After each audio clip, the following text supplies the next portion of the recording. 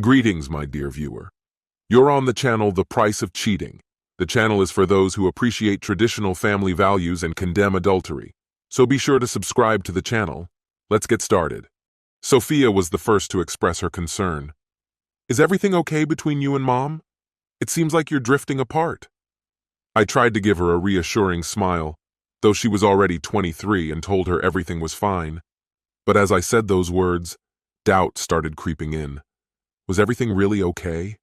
I had always trusted Susan, my wife of 27 years, without question. But Sophia wasn't wrong. Something was off. No marriage is perfect, but ours had always seemed solid. At least that's what I thought. However, after Sophia moved out, it felt like Susan and I had lost a part of the closeness we once had. I made a lot of efforts, suggested dinners, weekend trips together, or just spending more time with each other. Her response was always something like, "That sounds great, Reese, but I'm booked for the next few weeks. How about next month?" It seemed like Susan was more involved in her social events, charity functions, and hobbies than in our relationship. She often had lunch or dinner out, without me. And if even Sophia noticed the distance between us, perhaps things were worse than I had imagined. Susan always looked dazzling, stylish, and radiated warmth wherever she went.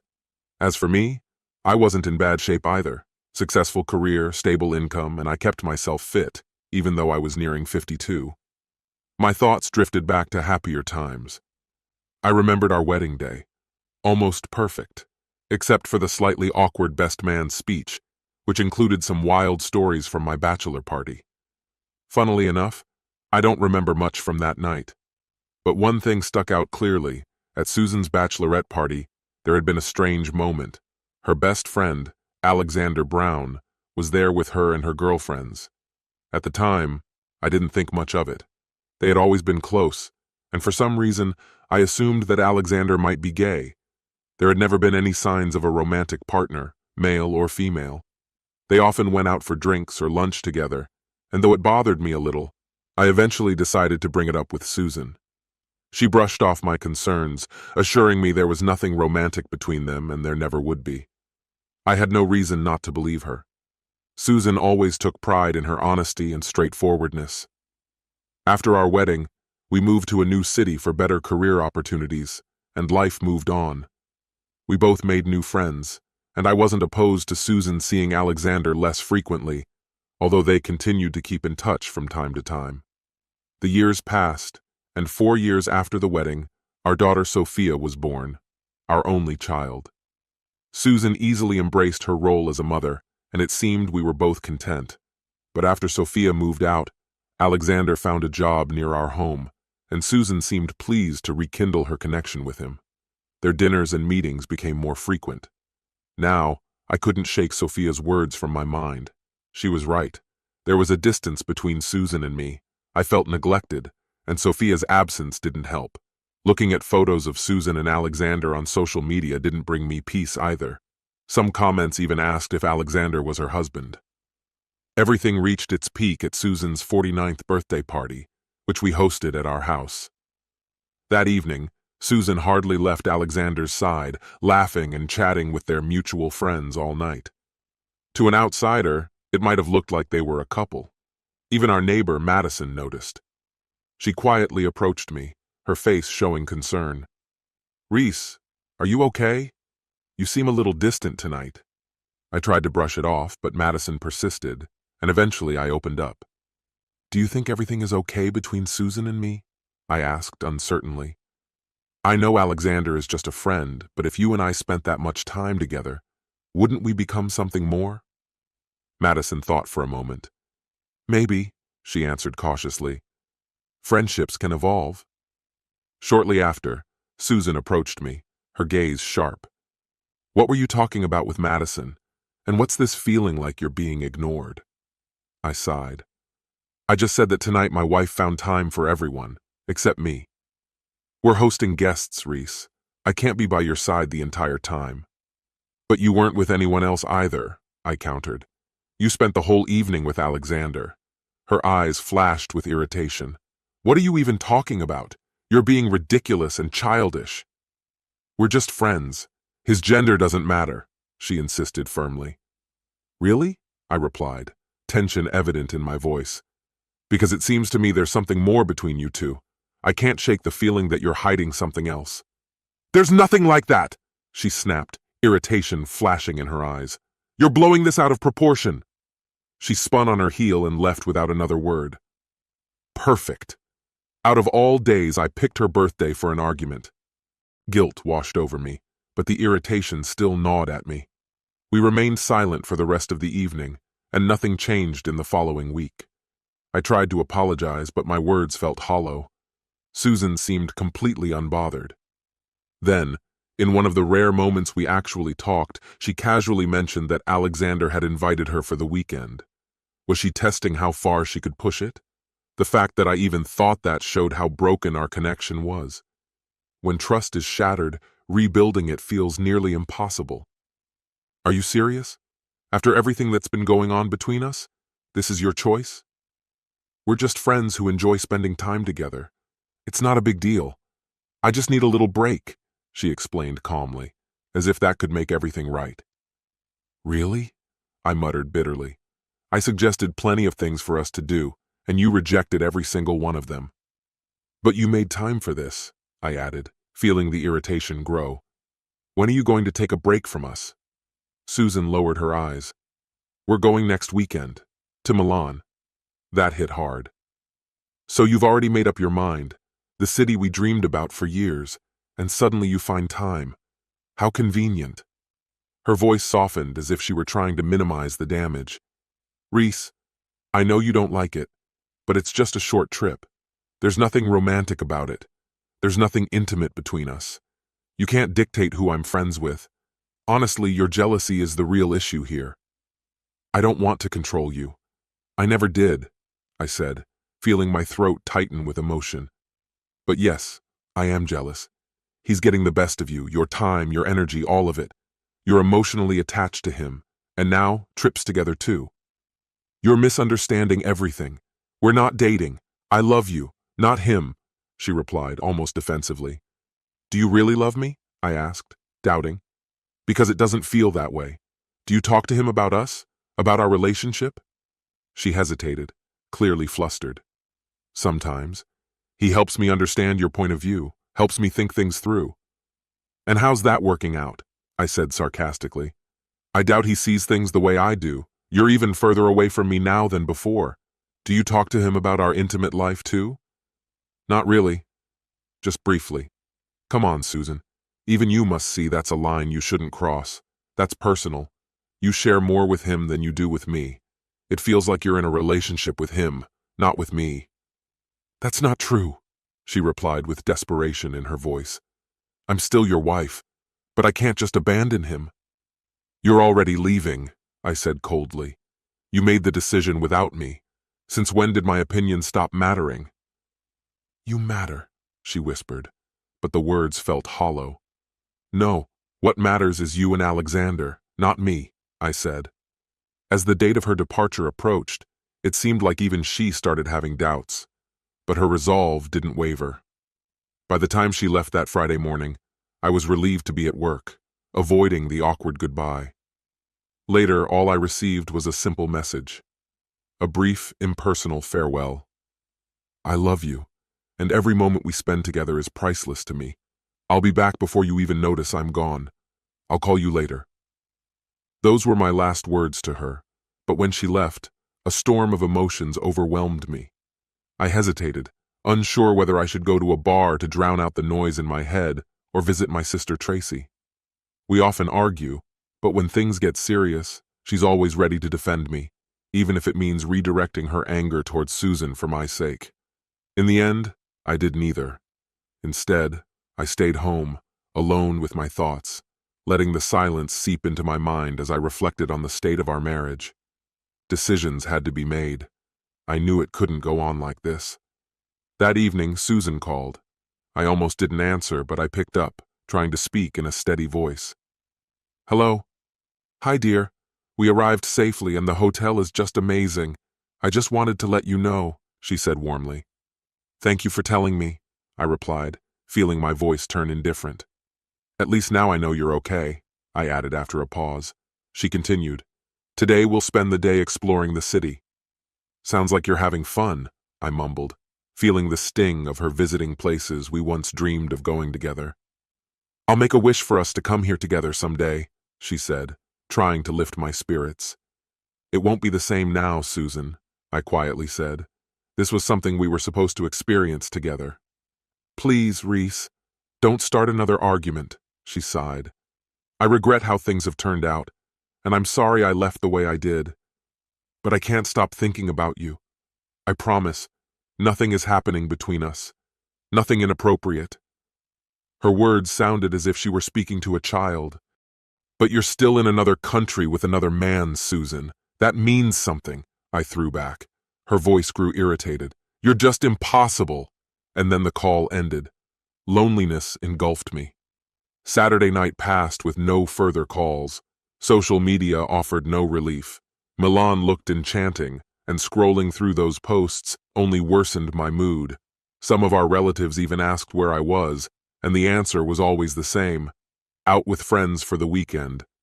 Sophia, my daughter, saw the posts and called, shocked when I confirmed her mother was indeed in Milan with another man. I told her about my conversation with Susan, explaining how her mother had planned the trip despite my feelings. Upset, Sophia wanted to talk to her, but I insisted she stay out of it. "It's complicated, Sophia," I said. "Your mother thinks I'm just being overly suspicious, that I'm making a big deal out of nothing." Sophia hesitated. "But Dad, maybe she's right. She's allowed to have friends. People travel with friends. Are you sure you're not just overreacting?" I struggled to keep my frustration in check. "Sophia, please, don't get involved. There's more going on here than you or your mother understand." When Susan returned home on Sunday, she tried to hug and kiss me, but I didn't respond warmly. I didn't push her away, but my reaction was cold, distant. We tried to talk, but the words didn't flow naturally. Everything felt strained. Conversations that once were easy and light had now turned into a battle. She looked as awkward as I felt. "I'm sorry I didn't call yesterday. I was so down. I hate that we keep fighting. I missed you more than I can express, but I had every right to go on this trip.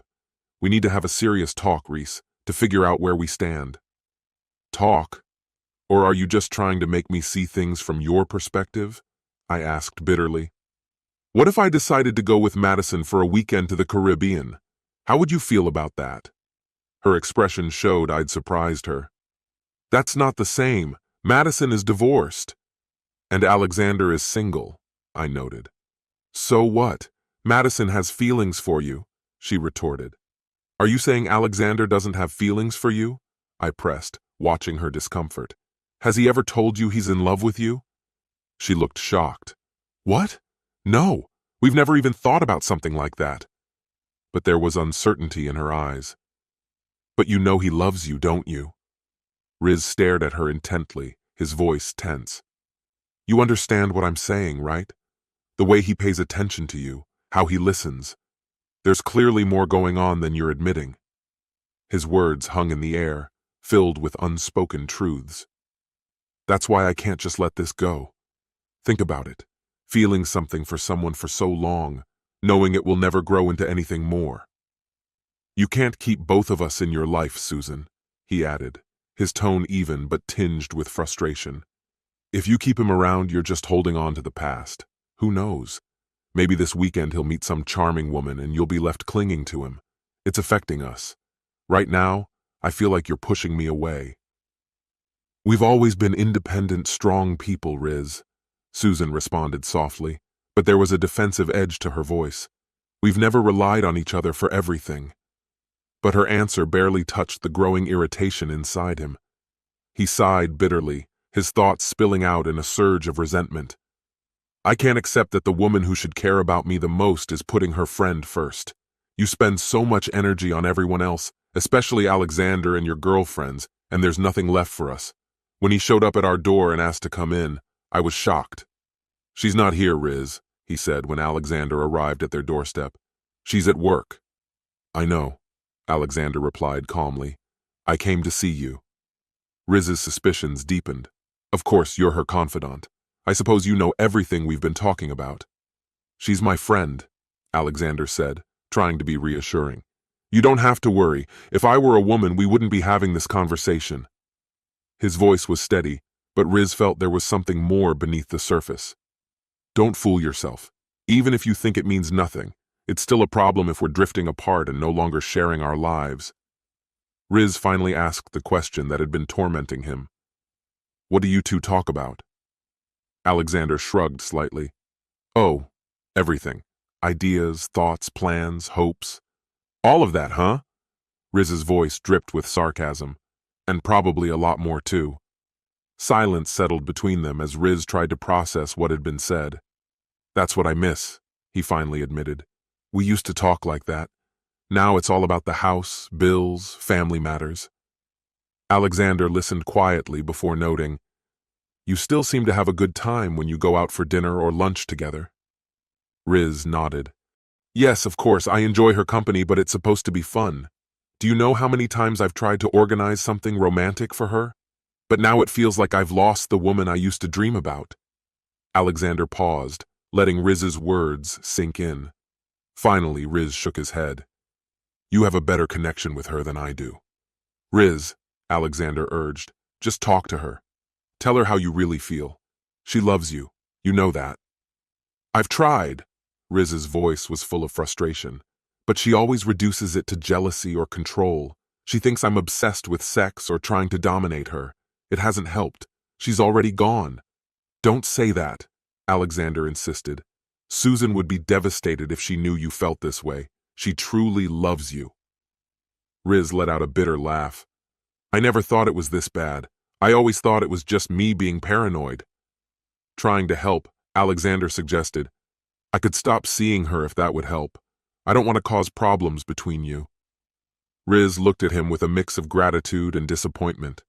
That's a generous offer, especially considering how much you care about her. But you'd be giving up something she doesn't even want to change. She chooses you every time.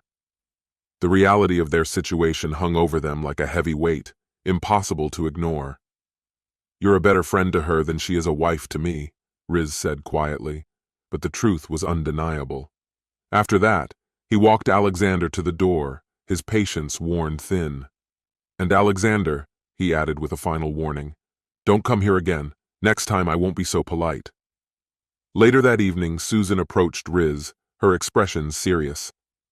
Alexander said he came to talk to you, she began cautiously. He didn't mean to upset you. If he had known, he wouldn't have suggested that trip. He admitted he takes up too much of my time. Riz's face darkened. So you told him everything we talked about, huh? And then what? You met with him today to discuss it all after our conversation? Now do you understand why I feel like a stranger in my own marriage?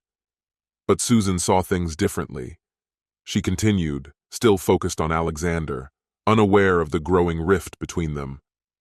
When I tried to suggest that over time you might be able to overcome this, Alexander dismissed my words as nonsense, reminding me how much I relied on you.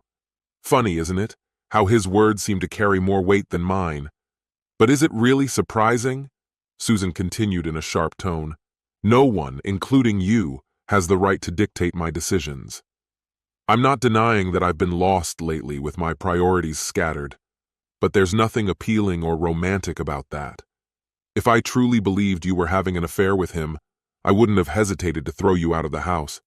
And yet, here we are, without proof of any physical infidelity, and you still place him above us. He may be your best friend, but to me, he is no one, and it's tearing us apart. Just look at where we are now, Susan. What you really need to ask yourself is, why aren't you with him? You always seem happier when you're together, barely noticing my presence.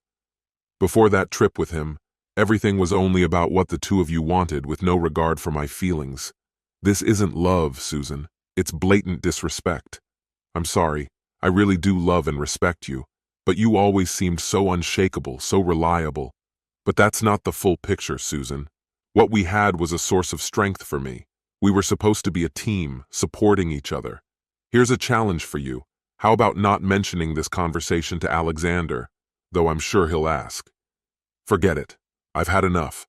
How about you start showing some respect for our relationship by putting it above your friendship with him? It shouldn't be that hard, Susan. There are 3 of us in this, and I'm tired of being the perpetual outsider. Do you enjoy having 2 men fight for your attention, while the one who truly loves you is left on the sidelines? Well, I'm done. I'm leaving. I'm going to Tracy's. I've been having a great time with her. I can't even remember the last time I felt so understood and cared for. It's the complete opposite of how our marriage has felt lately. We made memories, laughed, drank together. It was the escape I needed. Spending time with my nieces and nephews, watching them grow and explore the world, I felt a peace I hadn't known in years. Susan continued to write almost every day, asking when I'd return, clearly confused but trying to keep it together. She began to regret letting everything fall apart and gradually started to see things from my perspective. Sophia, on the other hand, was furious when she found out I'd moved out.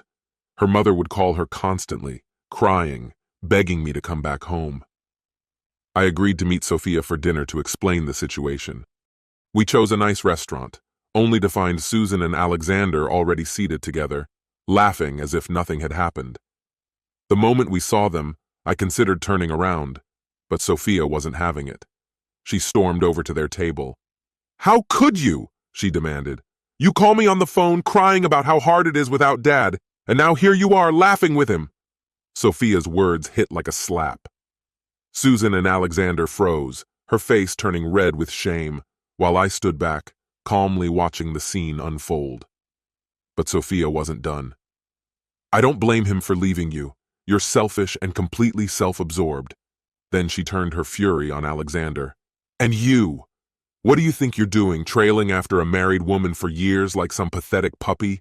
Grow up and get a life. Don't you see she's just using you to stroke her ego? She doesn't even need to sleep with you to keep you on a short leash." Finally, Sophia turned to me. "Let's go." There was no need for me to say anything. I simply nodded and followed her, leaving Susan, Alexander, and the entire restaurant in stunned silence.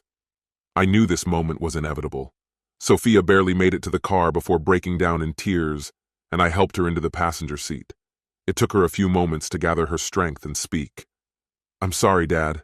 You were right from the start. I just can't believe she could do that." A week later, Susan stared at her daughter in confusion, still trying to process what was happening. "What are you saying?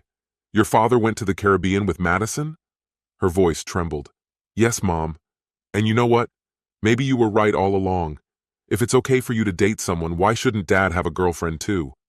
"No," Susan said, shaking her head firmly. "That's not how it works. He can't. He promised me. He was supposed to go with me." "Well, he did say something about it," her daughter responded, "but you were too busy to notice." "We're still married," Susan snapped, anger rising in her. "He can't just take some woman and go on a trip with her.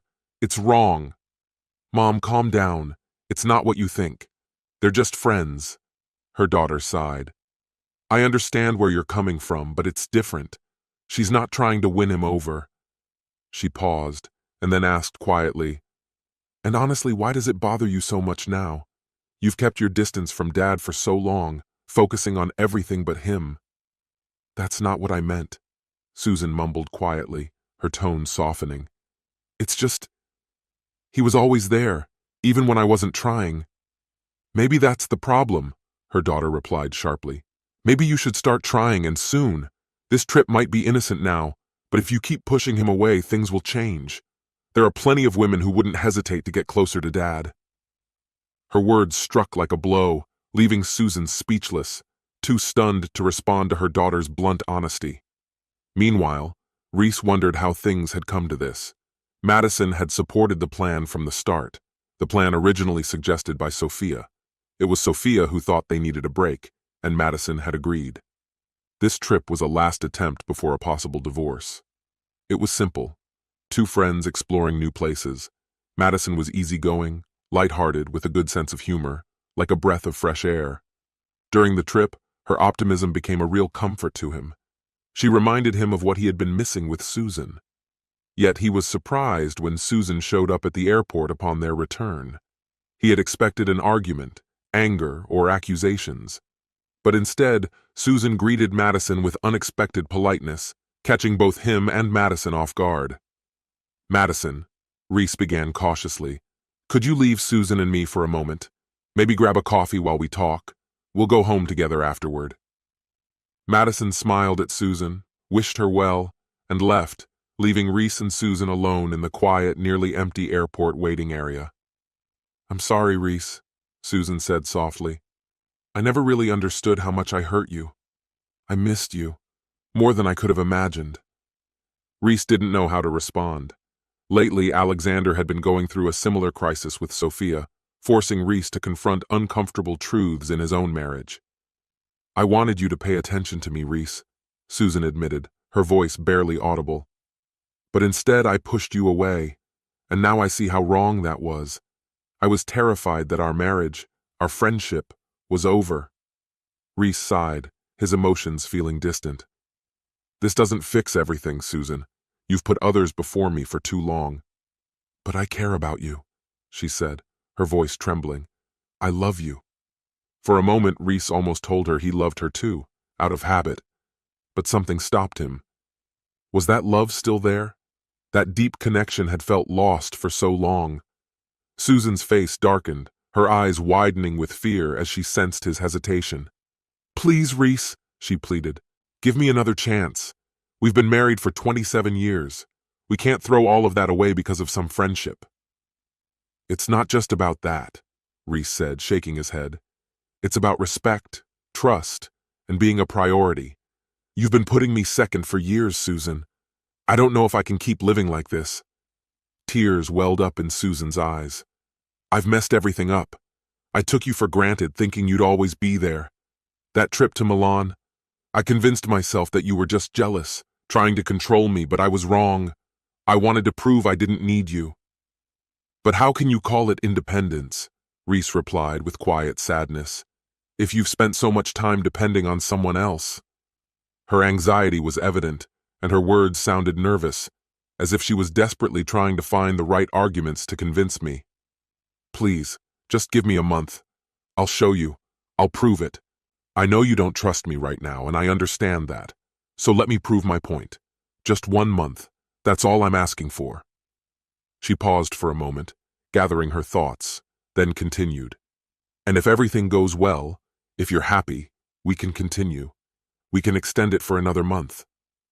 There was an undeniable desperation in her voice, but despite the hurriedness of her words, there was something sincere in her plea. Against my better judgment, I gave in. Though my expectations were low, I couldn't understand how she could change so drastically. "No, Susan, it's over between us. I've realized I've wasted my years on the wrong woman. Madison is the one with whom I feel calm and at peace. I'm filing for divorce. Besides, I have proof that you cheated on me during your trip to Milan with Alexander." "What? You were spying on me?" "Goodbye, Susan. I'm going to take everything away from you. While you were having fun with Alexander, you forgot about our prenuptial agreement. And one more thing. I know that Sophia is not my biological child. You and your lover are in for huge problems." "Oh, no, no!" Susan screamed after me. It was over. The traitors were facing legal battles, and I moved in with Madison, hoping for a happy future. This concludes the story. If you like it, then put your powerful like and subscribe to the channel.